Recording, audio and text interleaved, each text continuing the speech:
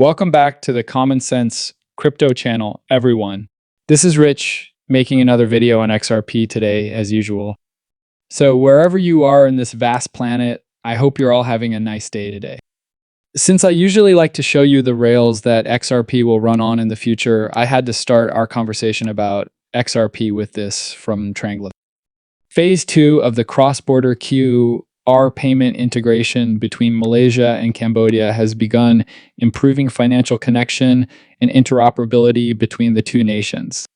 Although there's no mention of Ripple or XRP in this piece, we are already aware of the links between Malaysia and Cambodia. Let's begin with Cambodia then. Through partnerships with Chris Larson of Ripple, Cambodia is promoting sustainable energy efforts and opening access to regulated digital assets like stable currency. The country's emphasis on sustainability and financial innovation is in line with plans to establish Cambodia as a hub for the export of solar panels and deepen commercial connections with the United States.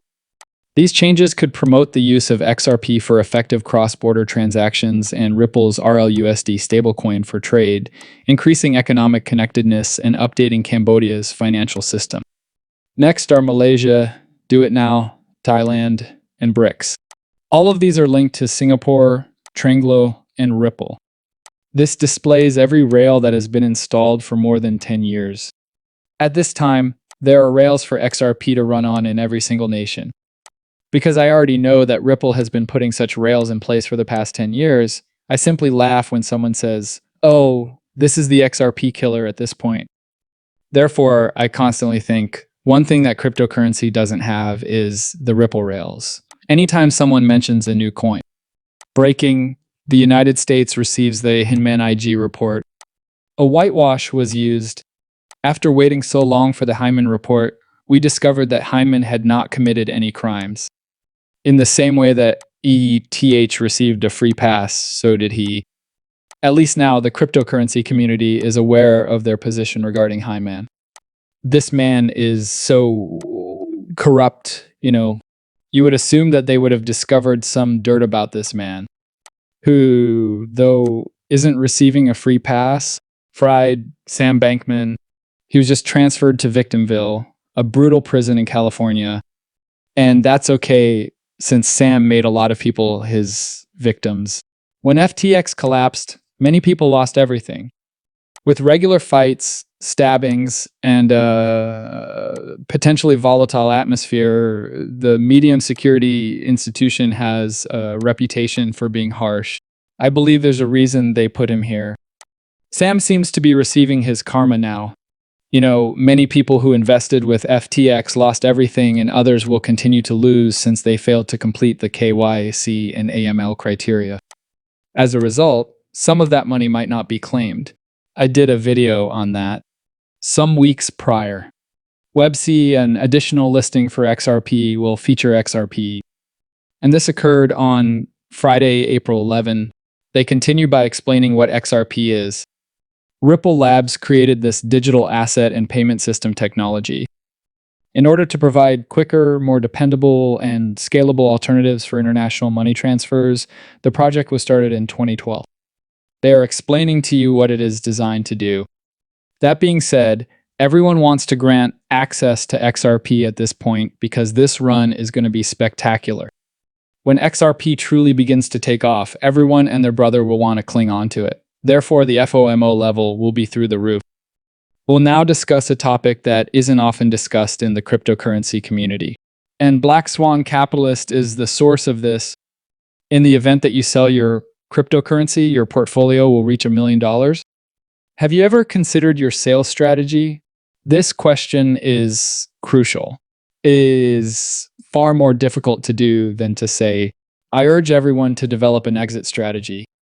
Additionally, I discussed this back in 2022 when it wasn't as significant as it is now, because I am aware that many individuals will soon be selling off part of their cryptocurrency. Simply exchange your money for a reliable one and store them in a cold wallet. Then purchase a one-way ticket to Dubai in order to evade taxes. Naturally, I was only pointing out that on Uphold, you'll still run into the $10,000 restriction when attempting to withdraw or convert to a stablecoin, according to Black Swan Capitalist. There's a $10,000 cap in addition to a daily cap. Therefore, until you reach your daily cap, you would need to sell your cryptocurrency in $10,000 increments. The following day, start selling again. And that will be a problem. Removing your funds from the trading platforms. The maximum amount for such exchanges is $100,000.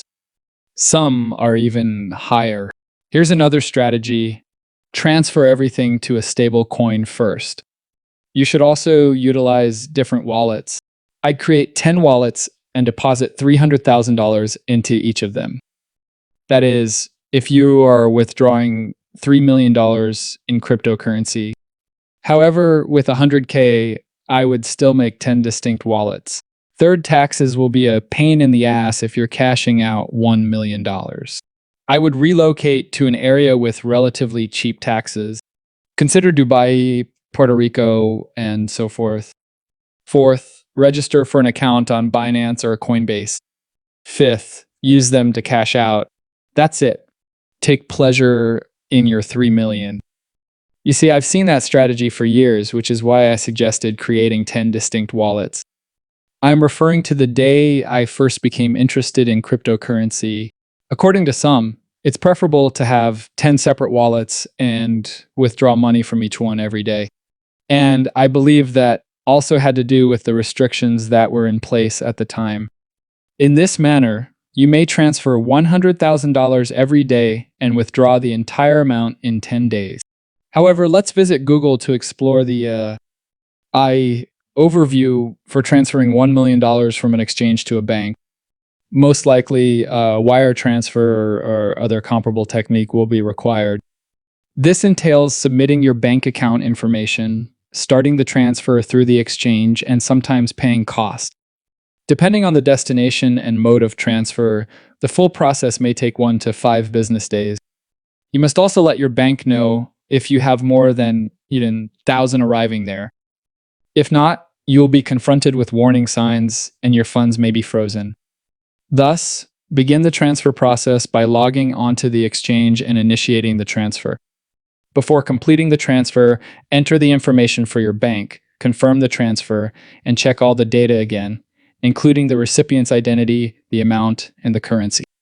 Next, decide whether to use an ACH transfer, wire transfer, or bank-to-bank transfer. Again, costs may be incurred by your bank and processing time may range from 1 to 5 business days. However, due to reporting regulations, transfers of $10,000 or more to or from the United States will result in a currency transaction report, which may further delay the release of your funds. They then proceed to discuss taxes as well. People used to cash out cryptocurrency and travel to Puerto Rico, A few of them blew through the funds and became stranded in another nation, wishing to return to the US.